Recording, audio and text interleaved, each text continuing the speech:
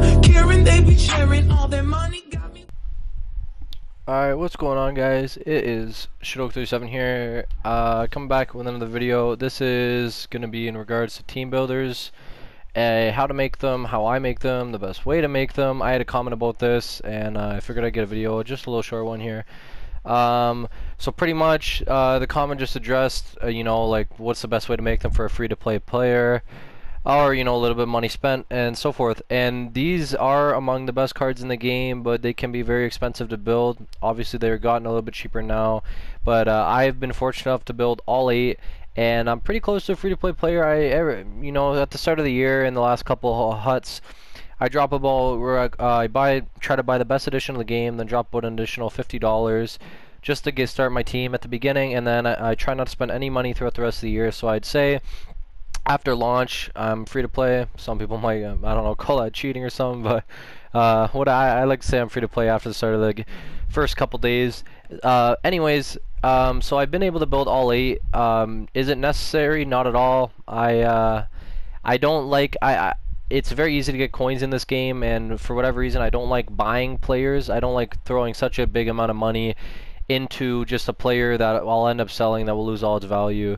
So I like to do the team builders, mainly because for the next set of them that come out after the 89s, it should be, I believe, the 93s, and if it works anything like last year, you'll be able to trade in 2 of any of the 89s for 1 of the 94s, and the team builders, when they come out, are always some of the best cards. So I figured, why not just go for all 8? I should be able to build 4 of the 93s when they come out, assuming it works the same. And honestly, I love most of them. Some of them aren't the best, but being at 89, they're all very good. Some are just a lot better than others. So first, I'd like to say who I would recommend to make if you haven't made any, or if you've already made some. I'd recommend first, if you're looking for a #1 center, obviously it's going to vary team to team, but for a center, I'd go Jokinen. He's a great player, big build, protects the puck like no tomorrow, and he wins almost every face-off. If you're looking for a right D, I'd go Larry Murphy. I've had him since almost off launch. It took me like a couple days to build him, but I was able to build him first. Very good as a right D-man. For a left D-man, I'd recommend Fedor Tutin. He's got gold shutdown and silver truculence. He's got to be one of the favorite defensemen I've used all year. That silver truculence helps bump people like crazy, and if you play this game, you know it's near impossible to ever make a hit or bump people off the puck. So I'd pick him if you're looking for a left D-man. Other than that, if you're looking for a winger, I'd go Keith Tkachuk. And aside from those 4, unless you're really going for all of them, I wouldn't recommend doing Nolan or Hayjuk or Newman. I'd say do those guys maybe if you've already done them all and you're looking for someone else to do. And I don't have any comments on Duchesne. I just finished him literally as I was recording this video. I had recorded me actually finishing him, but I lost the audio on that clip for whatever reason, so I'm just recording it again. So that's who I'd recommend. Next, I'm going to show the best way to do it and how I do team builders. So if we take a look at Anaheim here, I just did them, so I shouldn't have anyone. Oh, I have 2. I must have bought 2 extra ones here. But so first thing I do is autofill them and hope, because I get rewards every week, that I have a good amount of players. If you don't, it's just going to cost a little bit more. On average, I'd say the team builders are about 200,000 to 250,000, depending. Some divisions are more expensive than others. But if we look at Anaheim here, I'll start off for any team. I'll go to the buy now about 1,200. I'll gauge from here. Is there a lot? Is there not? So there's about 9 players here. 900, that'd be a good snipe. I don't need the players, but that's pretty good. So what I do is I go here. I'd buy up all of them, assuming I need all of them. Then, and if there's none, or if there is, once you buy them, I raise it up 50. This will usually bring some more players. Look, it just added another 9 players, I think. So, boom. Right there, if you buy all these, that's $1,250. That's bang for your buck. Anything under, I'd say $1,500, you're looking good there. Assuming, at worst, they're all $1,500, you'd be looking at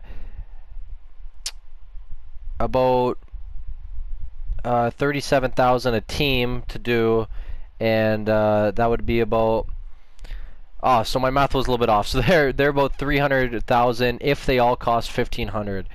After just doing the 8 from next to nothing, almost every one of the 8 teams I just did, I had almost no one because I had just done that Division Throw and Nolan before. So my collection was ran dry. So I find that every team I did, they were about 1,200 coins, and that brings it down a lot. And if assuming that they're all 1,200 coins or lower, that would leave you with 240,000. So big difference there. And I want to assume almost everyone has at least 5 of the players, if not more, and that will always cut the cost down. But that's how I do it. I just keep working up the price until I buy everything. And if you have nothing for a team, like 0 out of 25 or 1 or 2 out of 25, I'd recommend waiting. Try to get rewards. No matter what packs you're getting some NHL players, and they help like crazy. They always help. I get a lot of ultimate packs from champs, squad battles, rivals, and that all of course helps, and that's a massive part of how I was able to build 8 of the team builders. Of course, having a good set of coins is helpful. Every time, regardless of how many players I've had, I find I'll at least spend 100k. Even if, you know, every 8 of the, all 8 players I have to build for that team builder, even if I have half of those teams, I'll still have to spend about 100k, so it's always good to have some coins handy. We'll just take a look at my team now with where I have the team builders. Like I said, Jokinen, #1 center. He is gross. He wins literally almost every draw. I'll put him out there even if this line is dead tired, just because I know I can essentially win the draw every time. I got him here. I got Kachuk and Hayjuk here, and I got Nolan. I'm not the biggest fan of Nolan. I just find him to be a little bit sluggish, but like I said, he's an 89, so he'll still be good at an 89. And then I got Numanen and Tutanen here on the first pairing, and Murphy and Duchesne on the second pairing. They're all very close. I just prefer to run these two together because Tutanen has gold shutdown, silver truculence, which I love, and Numanen has silver shutdown and silver stick 'em up. So I find these two together are gross. It's very hard for my opponent to do anything in my zone when these two are out there because they play crazy defense, and I love it. I haven't been able to play a game with Duchesne yet, but I have high hopes to see his stick 'em up gold. And that's pretty much it. I'd recommend definitely trying to build at least 2 team builders so you can get yourself 193. However many you can build, try to do those. They are great, and in my opinion, they're a lot better than doing just an average MSP. Like if you were, say, going to go build Zibanejad. Zibanejad's great, but eventually he's going to start to go down, and he'll be untradeable, and you can't do anything with them. These team builders, despite them being untradeable, go towards 93s. Those 93s go towards 96s, then 99s, and so on and so forth. So I'd always recommend building these as they will always have value. And again, they're among the best cards in the game.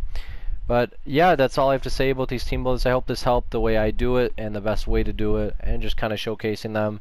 I just want to say thank you to everyone for all the support I've been getting on my recent NHL videos. It's been crazy. My subscribers have gone up, the comments, the engagement, the likes, everything. And honestly, I'm kind of shocked at it. I try to answer as many questions I can in the comments, if not all of them. Have conversation with the guys. Try to give helpful tips, whether any question you have, how to score in a certain challenge. You know, I'm struggling with the squad battles. How do I do this? How do I do that? I try to answer everything as well as I can, and make videos on requested topics such as this team builder video. So I hope everyone has enjoyed. Please continue the support. I have nothing but appreciation for it, and I'll catch you guys in the next one.